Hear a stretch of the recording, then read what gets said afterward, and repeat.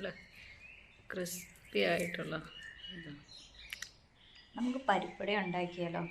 ആദ്യം തന്നെ 1/2 കപ്പ് പരിപ്പ് എടുക്കാം. അതിലേക്ക് നമുക്ക് 1 കപ്പ് വെള്ളം ഒഴിച്ചു കൊടുക്കാം. അത് കഴിഞ്ഞ് നമുക്ക് സോക്ക് ചെയ്യാൻ വേണ്ടി കുതിരാൻ വേണ്ടി കുറച്ച് നേരത്തേക്ക് വയ്ക്കാം. നല്ല സുന്ദരനായി സോക്കായി കിട്ടിയിട്ടുണ്ട്, കണ്ടില്ലേ?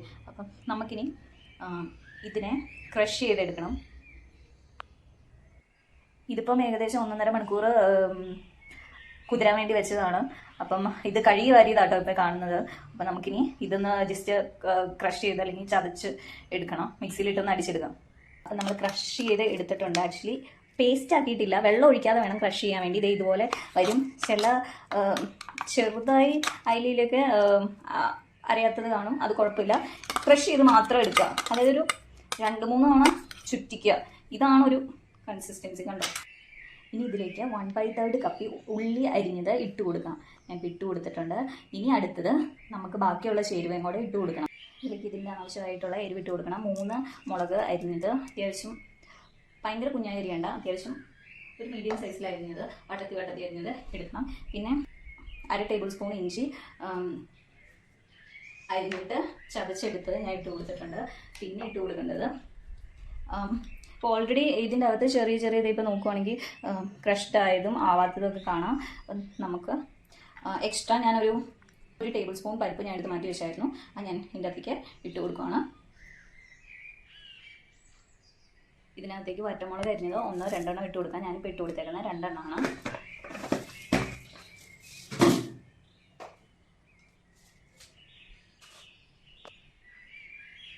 പിന്നെ ഇതിനാവശ്യമായിട്ടുള്ള ഉപ്പ് ഇട്ട് കൊടുക്കാം. പിന്നെ ലാസ്റ്റായി ഒരു ടേസ്റ്റിന് വേണ്ടി കറിവേപ്പില അരിഞ്ഞിട്ടാണ് ഞാൻ ഇട്ട് കൊടുത്തേക്കുന്നത്. അങ്ങനെ അരിഞ്ഞിട്ട് ജസ്റ്റ് ഇട്ട് കൊടുക്കണം. ഇനി നമുക്കിതെല്ലാം കൂടെ മിക്സ് ചെയ്യണം.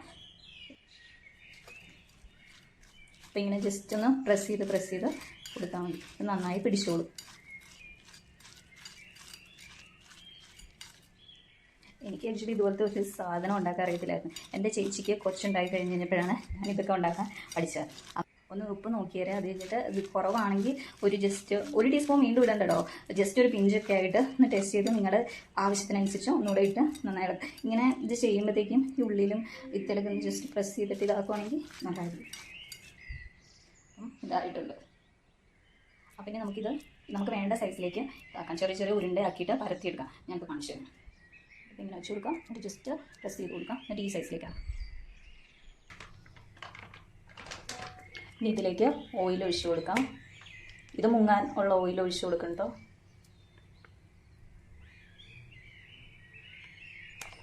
ഓയിൽ ഞാൻ ഒഴിച്ചു കൊടുത്തു. അപ്പം ഞാൻ കാണിച്ചു തരാം കേട്ടോ. ഈ സൈഡിൽ ഞാനിതിവിടെ വെച്ചിട്ടുണ്ട്. അപ്പം എങ്ങനെ യൂസ് ചെയ്യുന്നത് കാണിച്ചു തരാം. ഇതുപോലത്തെ ഒരു പരന്ന തവി എടുക്കണം. എന്നിട്ട് അതിലേക്ക് ഇതിങ്ങനെ നമുക്ക് സൈസിലുള്ള ഇത് വെച്ച് കൊടുത്തിട്ട് ജസ്റ്റ് ഒന്ന് പ്രസ് ചെയ്യണം.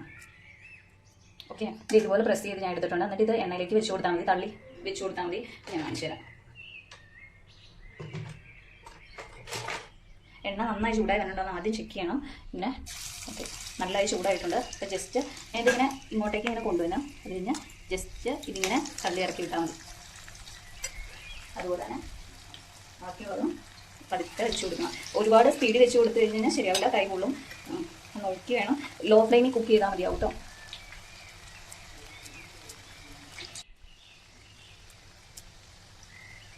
ഒരു ബാച്ച് ഞാനിപ്പോൾ അങ്ങ് ഇട്ട് കൊടുക്കണം.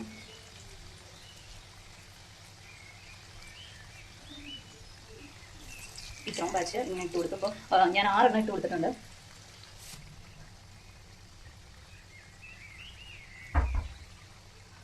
ഓക്കെ, ഇതിപ്പോൾ ഞാൻ മറിച്ചിട്ട് നോക്കാം. ഓക്കെ ആയോന്ന്. ചെറുതായി ആയിട്ടുണ്ട്. ഞാൻ ഏതായാലും മറിച്ചിട്ട് കൊടുക്കുവാണേ. അതിന് വീണ്ടും മറിച്ചിട്ടാൽ മതിയല്ലോ. എല്ലാം ഞാൻ ഓർഡറിൽ തന്നെയാണ് മറിച്ചിടുന്നത്. ഇത് ചിലപ്പോൾ പൊട്ടി പോവായില്ലെങ്കിൽ അപ്പോൾ സൂക്ഷിച്ച് വേണം ഇട്ട് കൊടുക്കാൻ. ഇത് മറിച്ചിടാൻ എനിക്ക് പാടായിരുന്നു, കണ്ടില്ലേ? ഇത് ചിലപ്പോൾ വിട്ടുപോരാൻ വലിയ തവി ഉപയോഗിക്കാതിരിക്കുക നല്ലത്. മറിച്ചിടുമ്പോൾ ചെറിയ എന്തെങ്കിലും ഇതുപോലെ എന്തെങ്കിലുമൊക്കെ എടുക്കുകയാണെങ്കിൽ അല്ലെങ്കിൽ തട്ടിമുട്ടി ഇതായിപ്പോവും. ഇതൊന്ന് ആയിക്കോട്ടെ കേട്ടോ. ചെറിയ നമ്മൾ പരിപ്പോടയുടെ ഒരു കളറില്ലേ, ആ കളറൊക്കെ ആകുമ്പോൾ എടുത്താൽ മതി.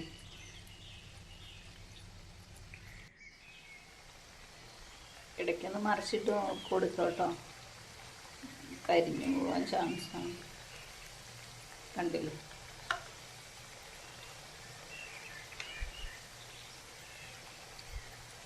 പിന്നെ മാറി മാറി മറിച്ചിടുക. എന്നിട്ട് ജസ്റ്റ് ലോ ഫ്ലെയിമിൽ ഇട്ടോളൂ.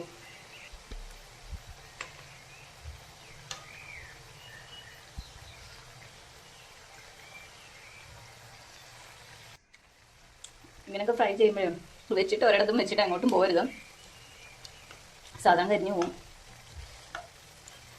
പിന്നെ ഇത് വറക്കുമ്പോൾ ഇച്ചിരി ഇച്ചിരി അയിലയിലെന്നൊക്കെ പൊടിഞ്ഞു വീഴുന്നത് നാച്ചുറൽ ആട്ടോ, വലിയ കാര്യമൊന്നുമില്ല. ഈ ഒരു പരുവാകുമ്പോൾ എടുത്തോട്ടോ, എല്ലാം വെന്തിട്ടുണ്ട്. ഒരു ചെറിയ ബ്രൗണിഷ് കളർ ആകുമ്പോൾ എടുക്കാം നമുക്ക്.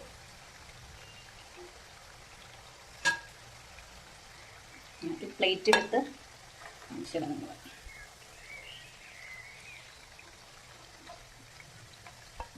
ഞാൻ ഈ തവയും കൊണ്ട് എടുക്കാൻ പറ്റില്ല, എടുക്കാം.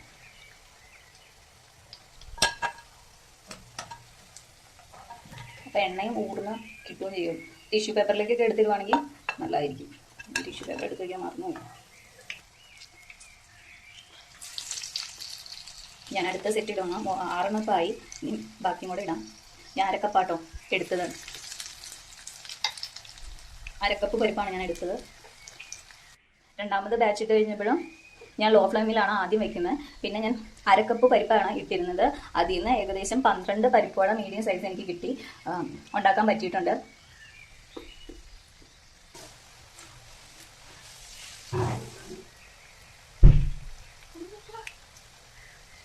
ഓക്കെ ഓക്കെ, ഇതിനെ ജസ്റ്റ് ഒന്ന് മറിച്ചിട്ട് കൊടുക്കാം.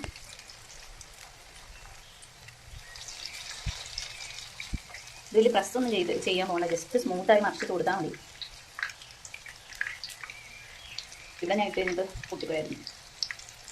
ആ കളറായിരുന്നു ഇടയ്ക്കിടയ്ക്ക് കളർ ചേഞ്ച് ചെയ്യുന്നത് നോക്കണം കേട്ടോ, മറിച്ചിട്ട് കരിഞ്ഞു പോകാതിരിക്കാൻ വേണ്ടി. ആദ്യം ഇട്ടതൊക്കെ വെക്കം മുരിഞ്ഞ് ആയിട്ടുണ്ടാവും, നമ്മളത് നോക്കണം. ഇപ്പം ഞാൻ ആദ്യം ഇട്ടതൊക്കെ ഇങ്ങനെ എടുത്തേക്കാം കൂടി, ലോ ഫ്ലെയിമിലേക്ക് ഞാൻ ആക്കുവാണ്. ഒരുപാട് ആദ്യം ഇട്ടതൊക്കെ ആയി വന്നിട്ടുണ്ട്, ഇങ്ങനെ എടുത്തേക്കാം.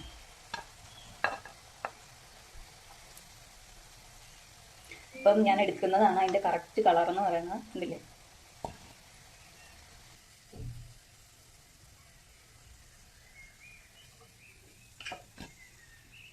ഇതാണ് നമ്മുടെ കാണിച്ചു തരാം. കണ്ടില്ലേ, നല്ല ക്രിസ്പി ആയിട്ടുണ്ട്. അപ്പം നമ്മുടെ അടിപൊളി പരിപ്പട റെഡി ആയിട്ടുണ്ട്. ഇത് എളുപ്പമാണ്, വേഗം ചെയ്തെടുക്കാൻ പറ്റും. ട്രൈ ചെയ്ത് നോക്കുക. ഇഷ്ടപ്പെട്ടെങ്കിൽ സബ്സ്ക്രൈബ് ചെയ്യുക.